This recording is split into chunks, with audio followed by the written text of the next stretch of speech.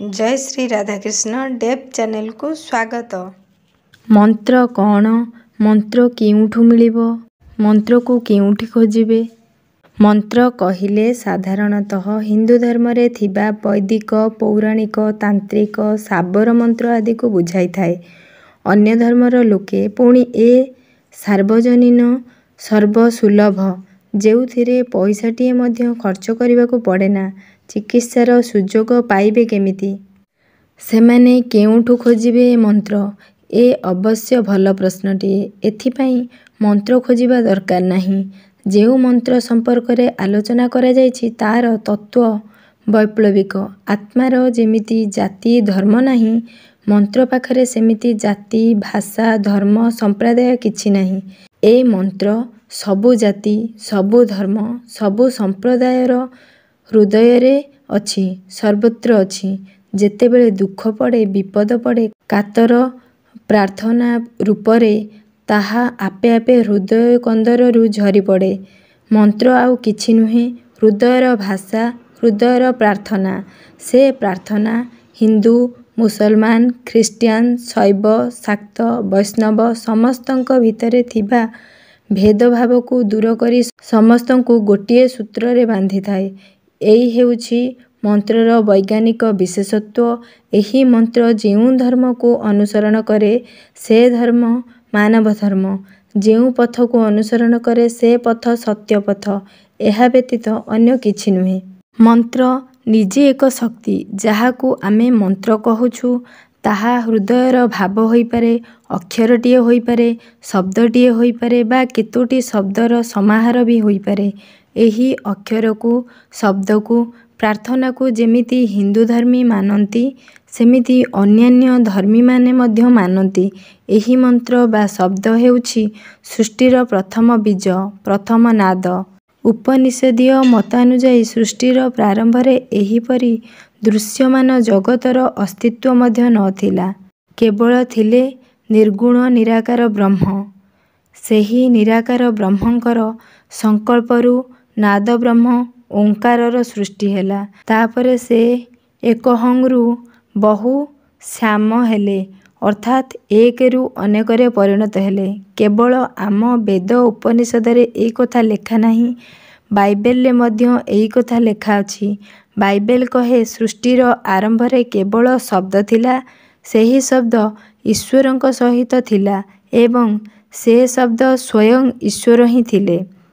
एथिरु जहा जना पड़े मंत्र शक्ति मध्य हेउछि शब्द शक्ति, ईश्वर शक्तिर महिमा। जिए मंत्र बा वर्ड पावर सिए शब्द। जहा शब्द ताहा ब्रह्म अर्थात ईश्वर।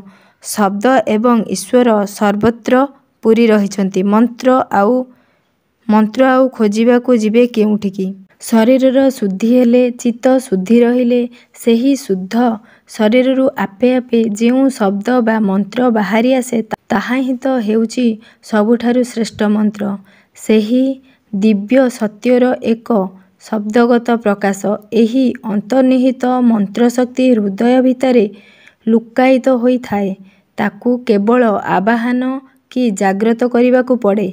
आमर अतीन्द्रिय शक्ति संपन्न आर्य मुनि ऋषिगण जीवनव्यापी कठोर साधना बलरे एही भली बहु श्रेष्ठ मंत्र को निजर प्रयोगशाला रे परीक्षा निरीक्षा करी आम पाई साइति देई जाइछंती। बहु कौशलरे सेमाने एही मंत्र गुड़िक विन्यास करिछंती। ए सबु सेमानंकर तपशक्ति बा दिव्य शक्ति। एही दिव्य शक्ति चेतना मध्यरे संचारित हेले जीवंत होई उठे।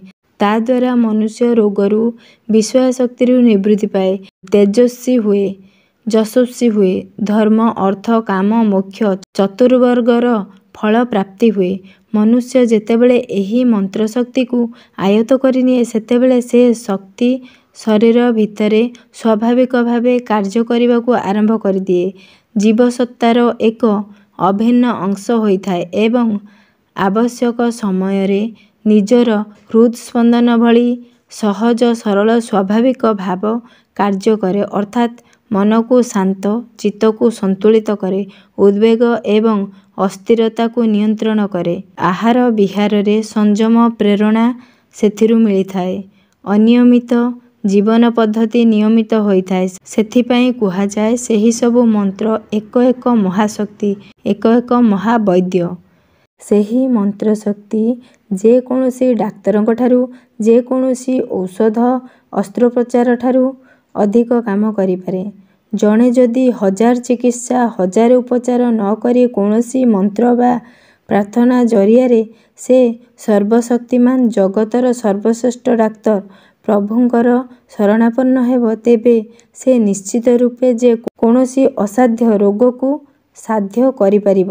ଏହି ମହୌଷଧି ସେବନ କାଳରେ ତାକୁ କେବଳ ଏଥିପାଇଁ ପଥ୍ୟ ଭାବରେ ସାତ୍ତ୍ୱିକ ଆହାର ଏବଂ ସଂଯତ ଜୀବନଯାପନ କରିବାକୁ ପଡ଼ିବ।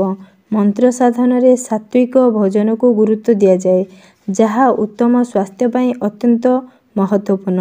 ଏହି ପ୍ରସଙ୍ଗରେ ଆମର ଏଇଠି ଆଉ କେତୋଟି କଥା ଜାଣିବାର ଅଛି।